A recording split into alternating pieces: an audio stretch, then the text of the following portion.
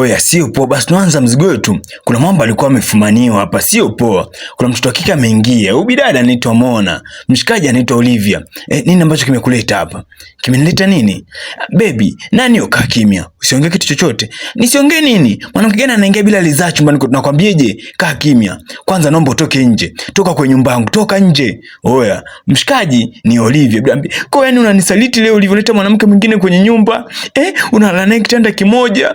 Unanichukulia chiki mwanamke mwenyewe. Oya, bidada alianza kutoa lawama kwa mshikaji. Mshikaji amemfukuza mwanamke ambaye alikuwa naye. Mtoto kike alikuwa tu ni kilio. Mshikaji anashindwa cha kuongea. Baby, alikula kiganja. Oya, usiniguse. Malaya mkubwa wewe. Mwanaume una hata haya. Unanichukuliaje? Naomba utoke nje. Toka nje. Nitoke nje? Nitoke nje. Nakwambieje, wewe ni mpenzi tu, sio mke wangu wala nini. Kwa usinipangie, na hii ni nyumba yangu yote na yote, naomba utoke nje. Wewe sio chochote kwenye maisha yangu. Oya, mwamba ni mbabe Olivia huyo. Muona anatolewa nje. Okay, sawa. Baada yote nilokufanyia, naomba uende nje. Hii ni nyumba yangu, usinipangie cha kufanya. Okay, poa. Kwa hiyo nilivyokufanyia vyote naona si kitu kwako. Poa. Mwanamke mwenyewe alikuwa so mbabe. Bidada anaitwa Mona. Mshikaji, oh my god. Mwamba anampenda kiukweli Mona. Sema ndo vile tu amemchapa kiganja. Muda huo anaingia sister yake anaitwa Salome. Nilikwambia wewe kuvushavusha wanawake. Leo mwanamke huyu, kesho mwanamke. Nilikwambia mapema. Sister, wewe ni uzembe wako. Mpaka anaingia ushinda uzembe wangu tena? Mimi nimezembea nini? Unasemaje? Mpaka anakuja huku chumbani. Okay, haina shida, lakini hata mwache aende. Kwa hiyo umpendi leo. Leo unaonesha kama umpendi. Okay, sawa, ngoja tukuone. Yaani yule mwanamke mimi najua unampenda. Najua kwa mimi simpendi wala nini. Mimi nakujua wewe, hata ujidai mjanja Olivia. Wewe kwa Muna hamna chochote ambacho unaongea. Haya alikuwa ni maneno ya sitaki na Olivia. Basi, ni asubuhi na mapema. Tunaona kuna mtu anamwangalia mwanadada Mona. Alikuwa ni mshikaji Olivia. Angalia sister. Mwanamke mwenyewe jana ameenda kulewa. Anakunywa pombe, watu wanamrekodi mavideo. Check mwanamke gani huyu? Yaani hapo kwamba watu amemove on. Yaani huyo wako wazii. Hebu shika simu yako hiyo. Oya, bidada yake na mshikaji ambie kuone unafurahia kitu ambacho anakifanya. Sio hivyo? Yaani unamsupport. Sio unamsupport, wewe umefanya upumbavu. Kamwombe tu msamaha. Yeye unadhani akaya anakuwaza wewe tena analia kwa ajili yako? Hawezi hata kidogo. Wanawake walishaisha hizo karne hizo. Hawapo. Yaani akaya anakuwaza wewe. Oya, mshikaji akambeje? Furahia hicho chakula ulichopika. Naona hutaki nile chakula. Basi mwamba akawa amemind. Olivia njoo ule basi, anakupenda.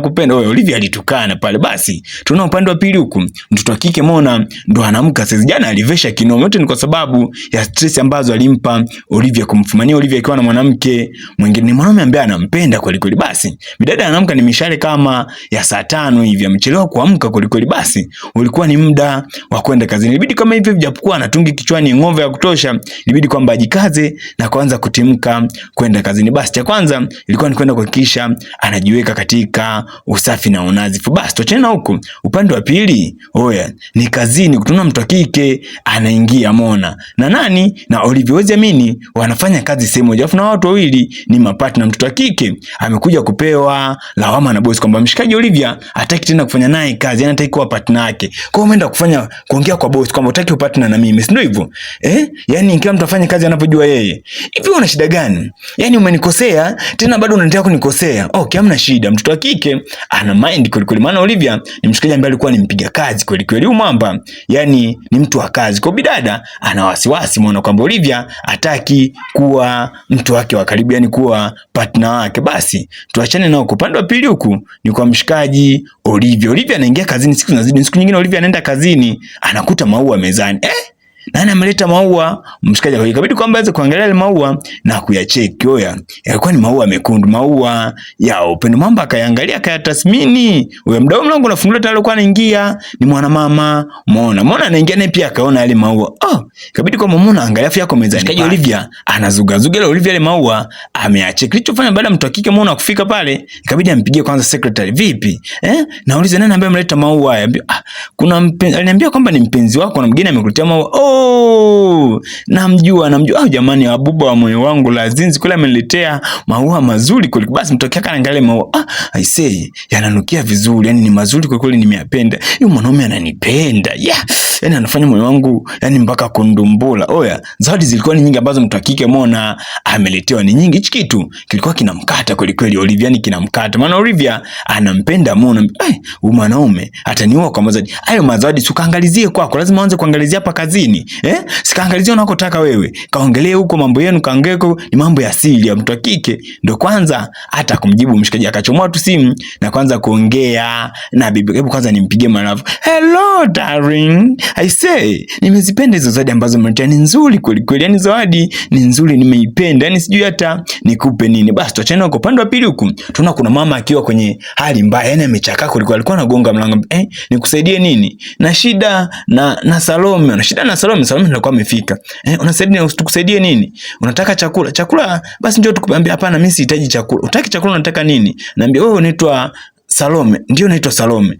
Ni mdogo ananilia wa Olivia. Ndio. Kuna shida gani? Mimi ambia wewe kama unakuja masuala ya utabiri, mimi sijui ninachotaka, nitani kusaidia. Unataka nini? Sema ongea shida yako tukusaidie. Sio masuala ya utabiri. Naomba unisaidie, nataka niongee na Olivia. Olivia ongea naye nini? Wewe ni nani kwanza? Yaani ongea naye kama nani? Please ambia wewe mimi sikujua, unamjua, funga mlango. Mtu kike ilibidi afunge mlango. Huyu mwanamama alitambulisha kwamba anaitwa Tabita. Basi mwanamama Tabita alifungiwa mlango. Mwanamama Salome akumpa muda kabisa wa kuongea na Tabita. Basi Tabita alianza kula msee na kukagua nyumba ya mshikaji. Ni jioni baada ya mwamba kurudi. Oya, Salome anamwambiaje? Kaka, kuna mtu alikuja hapa. Alikuja ndio. Lakini ambacho alijitambulisha mwanamke mmoja, ana umri mkubwa. Alisema tu kwamba yeye anaitwa Tabita. Unasemaje? Yaani alikuja kufanya nini kwanza? Yaani uniambie, toa taarifa ambazo zinaeleweka. Taarifa ambazo zimenyoka. Alisema kwamba anaitwa Tabita, alisema eti kwamba ni mama yetu. Mshikaji akamwangalia, sura mwamba ikabadilika ghafla. Unasemaje? Yaani alikuja kufanya nini hapa? Oya, unaanza mazoea na mimi? Na mimi nimekupa taarifa. Huyo aliingia kwa nyumba yangu. Aliingia kwa nyumba yangu. Hapana, alishia nje. Yaani asije kusubutu tena kugusa kwenye mlango. Unasemaje? Hata wewe tena unaweza kukufuza kwa nyumba yangu. Amna kaka, lakini mimi sikumuingiza ndani. Alishia tu nje. Yaani hata ndani ya kugusa ni sitaki mazoea na yeye. Yaani wewe mwanamama usije ukaongea naye hata siku moja. Yaani jina lake usije tukulitaja kwenye nyumba yangu hii. Sitaki mazoea. Kwa hiyo swala baada ya kusikia Tabita, mshikaji alikuwa mkali kweli. Olivia yani alimfokea mdogo wake, tafikiria mji. Basi ikabidi kwamba Salome amuelewe kakake. Lakini hichi kitu kilimshangaza sana Salome, kakake amekuwa ni mkali ghafla. Basi siku nazidi kwenda, upande wa pili ni kazini huku. Mwanamama Mona simu ziliendelea kuwa nyingi, anachati na mpenzi wake, anacheka. Pembeni Olivia alikuwa anapiga kazi, ila kitu kile kinamkata steam kinoma. Maana mshikaji ana wivu na mtoto wa kike. Ila ndo kwanza Mona anazidi kumkomoa mshikaji, ilibidi kwamba afunike laptop na kutoka zake nje. Maana mtoto wa kike anafanya kumkomoa. Ngoja kwanza nikutumie voice note kipenzi changu. Unajua mwenzio na kupenda. Baada mshikaji kutoka, mtu wa kike hata simu yenyewe ilikuwa haipigi. Mtu wa kike hivi vitu anafanya kwa ajili ya kumkomoa mshikaji. Moyo wake unampenda pia Olivia. Nyumbani huko tunamwona Mona akiwa na rafiki yake. Hasa wewe mwanaume unampenda, bado unajikaza. Simwambie tu kweli unampenda. Oya, huyo Mona anayetambaga ofisini yuko nyumbani analia yote kwa sababu ya kitu ambacho alimfanyia Olivia. Olivia niombe hata msamaha. Anashindwa kuniomba hata msamaha, turudiane kwenye mahusiano. Sasa kama ndio unajua unampenda, kuna watu wanaume wengine hawezi kuomba msamaha. Wewe ambaye unaweza muombe msamaha, mrudishe mahusiano. Hasa uko unateseka mpaka lini? Oya, basi ikabidi kwa marafiki yake aweze kumtuliza Mona. Mona amependa ise, ni hatari. Basi kazini huku bosi amewaita, ni Olivia pamoja na Mona. Ufanyaji wao wa kazi umekuwa ni mbovu kweli kweli. Ofisi ni ya baba yenu. Mnafanya kazi kimazoea sana. Yaani siwezi ufanyaji wenu wa kazi siuliwi. Ni huyu hapa bosi. Olivia hataki upartner na mimi. Kwani wewe ulikuja kazini ufanye kazi na mimi? Si ulikuja kuomba kazi kivyako? Sitaki mbishane. Ninachotaka mimi ni majukumu yangu ya kazi yaende vile ambavyo nataka, vile ambavyo inatakiwa. Sio mnafanya kazi kwa kubishana. Hayo mahusiano yangu na kazi yenu havihusiani. Yaani mahusiano yenu na kazi zangu havihusiani. Muna, sitaki kabisa mazoea ya kazini. Yaani mazoea haitakiwi. Oya, chukueni kazi, fanyeni kazi kama partner. Na wapa onyo, mkishindwa wote mnakuwa hamna kazi. Yaani bora niwapoteze kazini. Oya, basi ikabidi kwamba aondoke. Bosi amwambie inabidi wafanye kazi kama team, yani as a team. Wasifanye kazi kila mtu kivyake. Basi ni muda wa kurudi. Tunaona mtu wa kike yuko nje hapa anapiga simu kusubiria Uber. Muda huo tunaona mshikaji anatoka na mpira. Olivia akampigia Mona lift. Ni pale vipi? Nikubeba. Mimi sihitaji lift yako. Okay, hamna shida. Nilifanya tu kwa upendo. Mwamba akafunga vio kutaka mazoea. Basi Mona anaendelea kusubiria Uber. Uber amwambia anafika, ndio hivyo. Alichewa, alimchomesha mahindi kinoma. Na mtu wa kike alisubiria Uber hiyo mpaka alisubiria tena. Muda huo tunamwona mwanamama Tabita akamsalimia Mona. Mona vipi? Safi, nikusaidie nini? Sijui ila unaitwa Mona. Ndio naitwa Mona. Wewe umenijuaje? Mbia, oh, ni Olivia girlfriend. Wewe ni mwanamke wa Olivia? Hapana, mimi ni ex wake. Ex wake? Na wewe amekuacha? Yaani semani kwanza unamaanisha nini?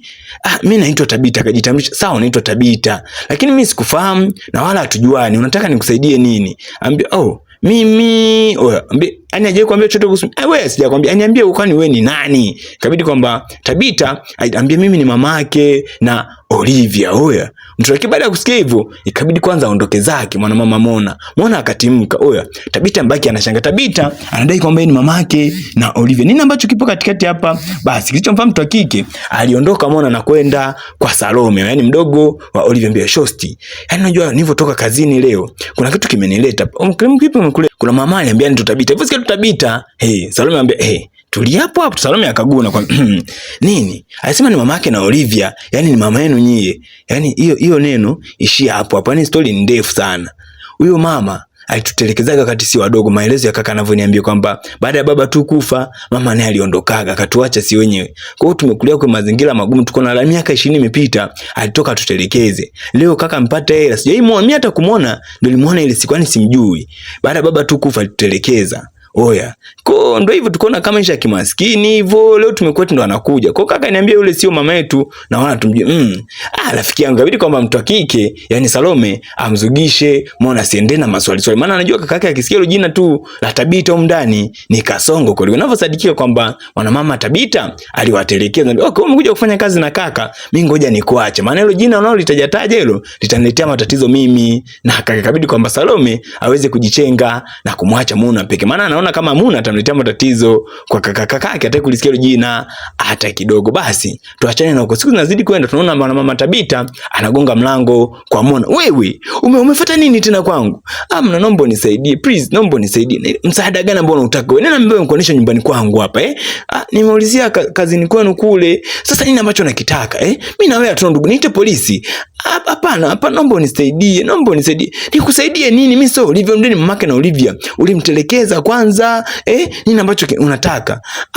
Naomba nikusikilize nini bwana? Naomba tu uondoke kwenye nyumba yangu. Naomba uondoke.